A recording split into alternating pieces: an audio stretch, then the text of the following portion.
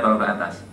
Nah, kalau ke samping saudara-saudara kandungnya, nah, ke bawah anak-anaknya. Artinya orang-orang yang haram dia nikahi semasa itu. Ini orang yang lebih utama untuk menerima jenazah dan memasukkan lahat. Ya, adapun suaminya datang pada urutan berikutnya. Dengan catatan, ini yang jarang disinggung kata Syekh Albani. Dia ingatkan sih. Dengan catatan, selama sang suami tadi tidak tengah dalam keadaan menggauli istrinya di malam harinya. Nah, ini subhanallah, ini baru saya dapat di sini. Bapak Ibu pernah mendengarkan ini? Syarat ini? Belum pernah kan? Ini ada hadisnya ternyata sahih. Subhanallah. Dan sampai-sampai Syekh Albani ini saya kasih catatan, wa minal gharaib, sungguh aneh. Kenapa para ulama di dalam kitab fikih mereka tidak pernah menguraikan ini? Padahal ini ada hadis sahih. Mana riwayatnya? Nah, begini. Pertama, kata Anas ibn Malik radhiyallahu an, syahidna ibnatan di Rasulillah sallallahu alaihi wasallam. Kami ikut menghadiri pekuburan putri Rasulullah pada suatu ketika. Wa Rasulullah jalisun 'alal qabri, Rasul duduk di sisi kubur. Tapi enggak masuk ke dalam, duduk di atas kuburnya. Di bibir liang lahat tadi ya. Fara'aitu 'ainaihi tadma'ani, aku melihat, kata Anas bin Malik, kedua mata Rasulullah meneteskan air mata bersedih. Ya, summa qala, Rasul bersabda kemudian, hal minkum min rajulin lam yuqarif al-lailata ahlah? Adakah di antara kalian yang hadir di sini, tanya Rasulullah, kaum pria maksudnya di sini, ya, yang tidak menggauli istrinya di malam hari tadi? Tanya Rasul. Nah, faqala Abu Talha menjawab, ya, aku ya Rasulullah, kata Abu Talha. Lantas Rasul berkata, na'am ana Rasulullah. Qal fanazal, maka Abu Talha masuk ke dalam liang lahat tadi. Qal fanzil fi qabriha, masuklah, kata Rasulullah, masuklah, kata Rasul. Jadi Rasul perintahkan kepada sahabat Abu Talha untuk menerima dan memasukkan putrinya ke dalam lahatnya. Setelah Rasul tanyakan, siapakah di antara kalian yang tidak menggauli istrinya di malam hari tadi? Satu.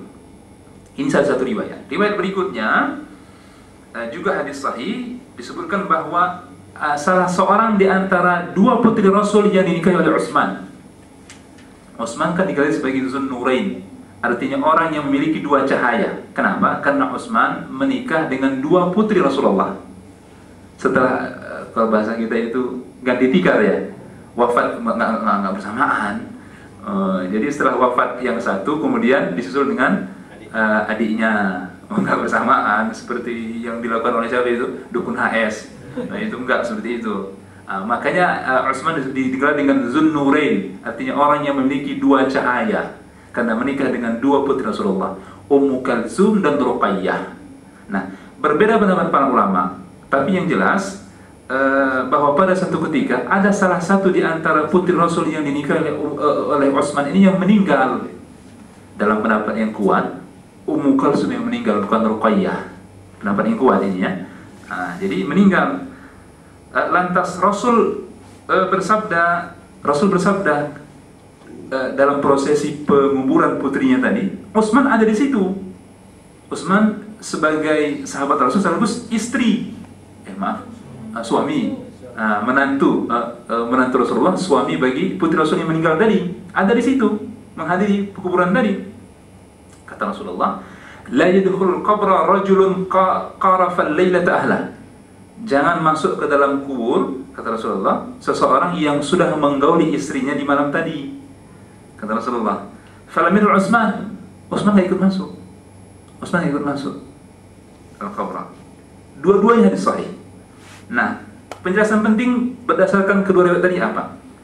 Kata Imam Nawawi di dalam kitab Al-Majmu', hadzal hadis min al-hadis allati yuhtaju biha fi kaun ar-rijal humul ladzina yatawallawna ad-dafna wa in kana al-maytatu imra'atan.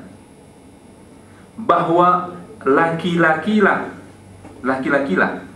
ya, menurut sunnah Rasulullah yang diperintahkan untuk masuk ke dalam liang lahat. Apa itu? Menerima, menampung hingga menidurkan mayit tadi dalam liang lahat. Tidak perempuan, sekalipun yang meninggal itu perempuan. Jadi nggak boleh perempuan masuk ke dalam liang lahat. Itu bertentangan dengan sunnah Rasul. Dikhawatirkan akan tersingkap aurahnya.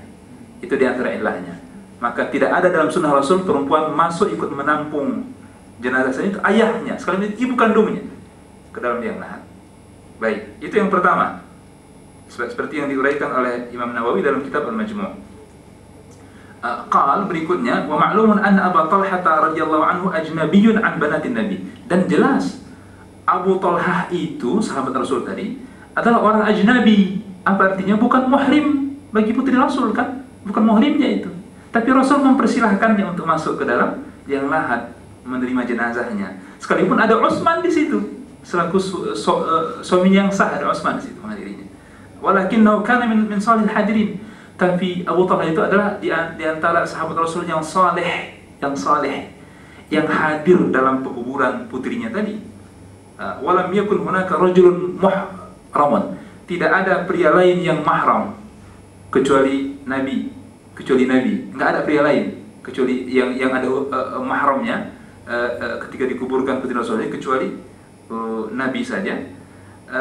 Maka bolehlah atau ada uzur seperti dalam kasus pekuburan putri Rasul tadi, ya,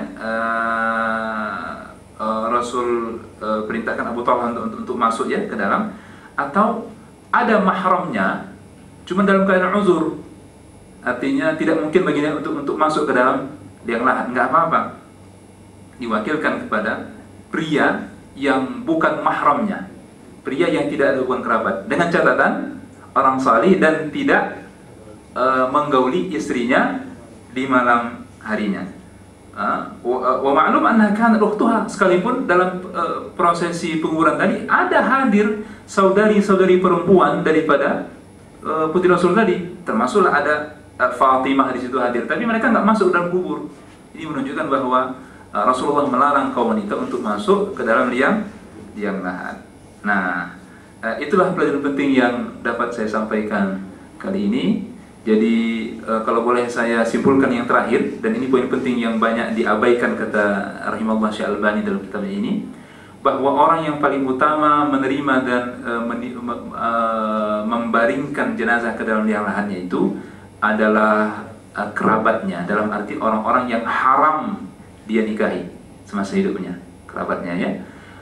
Itu yang pertama. Yang kedua, bahwa setelah kerabat, keutamaan itu berlangsung kepada suami dari almarhum jika itu jenazah perempuan, dengan catatan jika dia tidak menggauli istrinya di malam harinya. Jika tidak ada dari kalangan orang-orang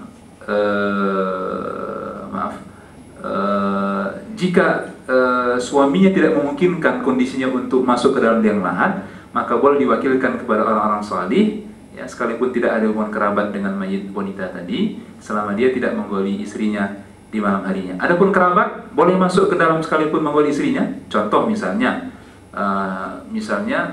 ibunda saya yang meninggal, saya misalnya sudah menggauli istri di malam hari, bolehkah saya menampungnya? Boleh. Kalau kerabat boleh. Ini yang mahramnya. Ya, syarat tadi itu berlaku untuk di luar kerabat, termasuk untuk suaminya. Ya, kalau kerabat boleh. Itu Rasul tadi tidak ikut membandingkan jenazah karena ada uzur. Entah karena sedih atau karena sedang letih kondisinya, karena ada uzur. Demikian, terima kasih. Saya persilakan kalau mungkin ada yang ingin ditanyakan. Silakan Bu.